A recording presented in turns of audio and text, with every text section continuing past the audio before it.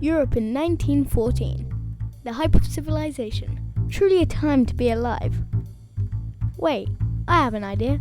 Let's have a war. See, what was happening is Germany took some stuff from France that France really wanted back. And Serbia and a bunch of other countries got help declaring independence with help from Russia. So everyone was pretty eager to beat each other up.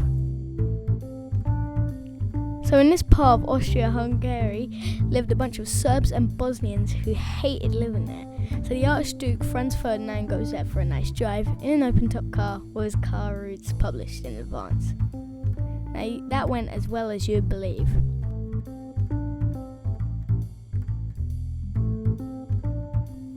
As you would expect, some assassins were waiting on the way, and they all failed. They blew up some officers behind him. So he went to the hospital to visit the injured officers. But then when he went back out, his driver took the wrong turn and he ended up by one of the failed assassins, who shoots him. Now Austria is understandably peed off about this, and they think that the Serbian government had something to do with it, which they might have. So Austria sends a big list of demands to Serbia, and when Serbia refuses, they declare war. So Austria are allies with Germany, but Serbia is protected by Russia, who's friends with France. So they all declare war on each other. And then France says to Britain, "Yo, Britain, you got my back?" And Britain was like, "Well, maybe." But then they decided to stay out of it. See, this was great news for Germany, because Germany has a plan.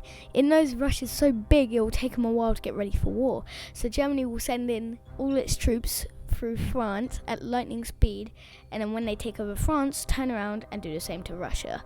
That's their plan. See, this plan would work if France didn't have many military bases across its German border. So Germany has to go around the borders. That means they'll have to go through Belgium. See, Belgium is neutral, but Germany wants to march 700,000 troops through it. When Belgium denies, Germany just invades. They kick Belgium's butt and continue to proceed through France. And since Germany invaded Belgium, which was a neutral country, the UK shows up, and they're pretty peed off at Germany for invading neutral countries. So England joins the Allies. Now, if you think things are going horrible for Germany so far, something even worse happens. Turns out, Russia's ready for war. And Germany's like, "Hey, Austria-Hungary, could you get on top of that?" And Austria's like, "Heck yeah, we got this. We're the best army in the world." So they go to invade Russia, and nope. Russia pushes them nearly all the way back into Austria. So Germany has to send troops back to the Eastern Front to defend against the Russians.